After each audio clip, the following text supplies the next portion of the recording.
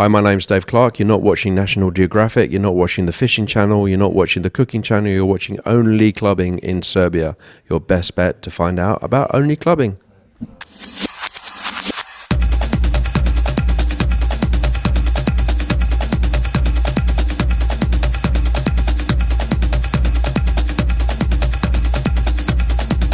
ADE has been a day at a time, and each day has been really, really good, really positive,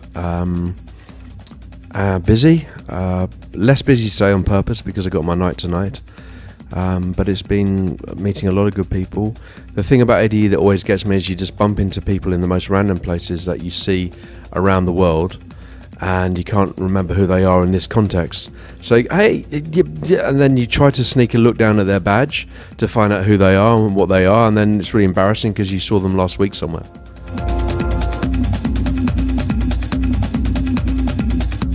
I did the opening debate for ADE and a few other panels, and some meetings with the record label, with my agent, with some festival promoters. Doing interviews now. Today's interview day. Tonight is Dirty Dozen, my 12th anniversary of playing at ADE at the Melkweg, hosting parties, and then I got Whip It directly afterwards, which was electro. Tomorrow I may be interviewing Laurie Anderson, I'm not sure yet, but I'm definitely doing the Demolition panel. And then if you do see me around on Saturday night, I will be slightly drunk and not filmable.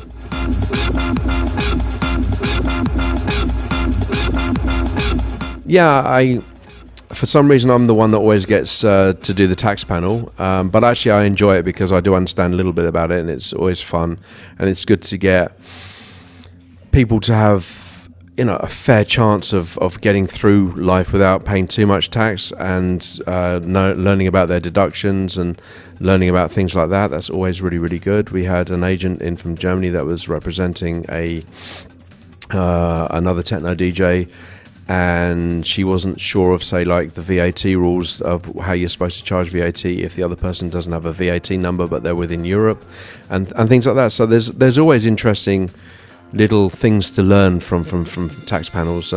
They gave us a disadvantage because they shoved us at the very top of the Felix Meritas, which most people can do on the first day, sort of reluctantly do on the second day, and on the third day then, you know, need help to get up there.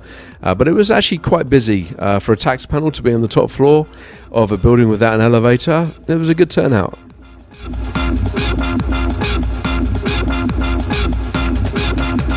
Cook-off was fun. It was very smoky though. I think Eats Everything brought a whole Darjeeling tea tree with him and was smoking that quite heavily, but it was good.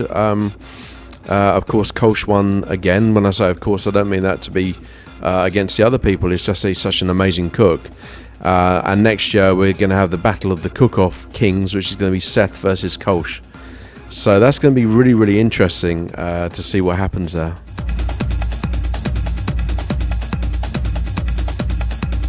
I love Kolsch. I saw Kolsch. Where did I see Kolsch? In France, actually, in Lyon, I think. And he'd just been away for about 3 months in Ibiza, and I bump into him every now and then. I'm always friendly with him, and he's always really friendly with me, and it's always a real pleasure, but we don't phone each other every week or anything. I try to keep distant from the dance music industry and have almost all my friends nothing to do with the dance music industry, but it doesn't mean it's not a pleasure to see people. It's always, I mean, Kolsch is a really lovely guy, and his wife is wonderful too.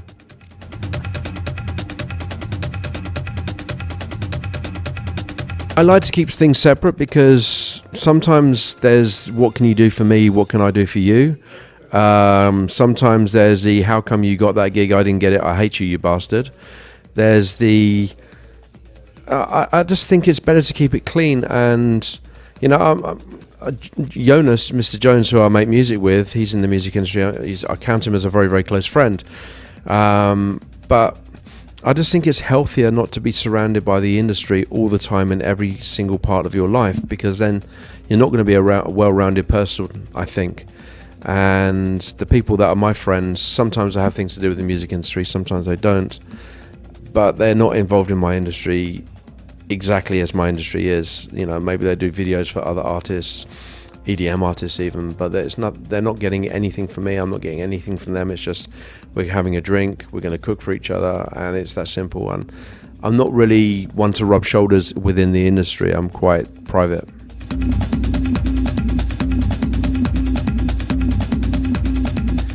From a positive perspective, the explosion of EDM does allow large amounts of money to be raised for charity. I noticed that when I was part of a panel that they got Hardwell involved, and he gave a day free, and it raised a large amount of money for charity for kids to be educated.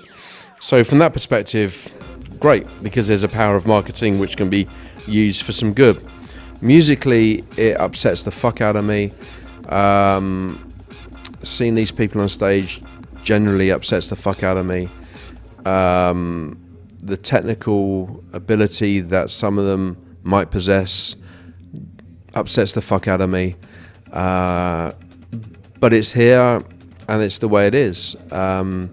My being upset the fuck out of isn't going to change anything.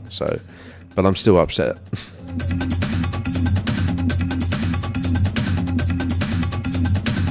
It's nice, but it's also a little bit annoying, because when I was doing my techno parties here at ADE, I was maybe one or two, three other techno parties in the whole event, and now everyone is booking techno, and some of these people that are booking techno claiming it techno, but it's tech house, and I find that really, really annoying. You know, if the DJ is doing heart signs and pushing their hands up all the time, generally it's tech house. If they're looking moody and they're doing their shit, then generally it's techno. So if you see a guy that's moody, you should be in good hands. If you see like a woman or a guy that's doing their shit all the time and smiling way too much, then you're in tech house. You should move.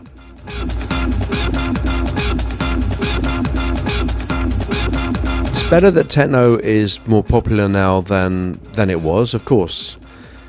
But it's becoming formulaic with the lineups. There's not really imagination with some of the lineups, which doesn't mean it's not doesn't have an appeal. Of course, fans will always follow these artists, but I'm happy that it's doing well. But I just wish it was a little bit more underground again, and you didn't have people talking about it on Ellen, for example.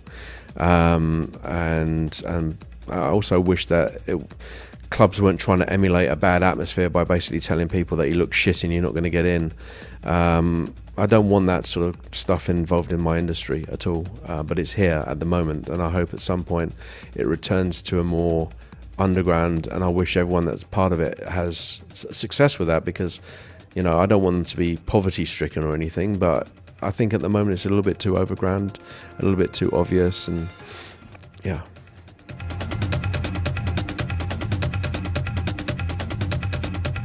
I actually have a new love for Ibiza, because I had a car accident this year, and I went there for a holiday to recover from that car accident, and I saw a side of Ibiza that I pushed away and I didn't want to see, and I saw it as a beautiful place, and there's some lovely restaurants there, there's some good organic food there, and I didn't expect that. From the clubbing perspective, generally I think 95% of it is a shithole.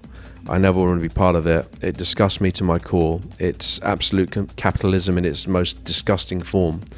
And I go back there sometimes to work for people that have a passion, that want to do something different. So this year I went back and I worked with Onyx and had a good time. I did We Love a few years ago, which I had an amazing time, which really surprised me. I really enjoyed that. So I go back every now and then just to see, because I think it'd be an arrogant position to go, you know what, it disgusts me, so I'm out of sight, out of mind. You have to go back to see what it's about. And people try to do good things and they're held down. The whole political situation with clubs having money in the basement, not paying tax, doesn't surprise me. And the families battling each other, that happens worldwide anyway, it doesn't surprise me. But to see billboards of tech house, EDM DJs with their ugly faces the moment you land off the plane, on the back of buses, it really wants to make me puke, because that shouldn't happen. It should be adverts for Fear, it should be adverts for Vodafone, and it's turning into Las Vegas, I think, and I think it sucks.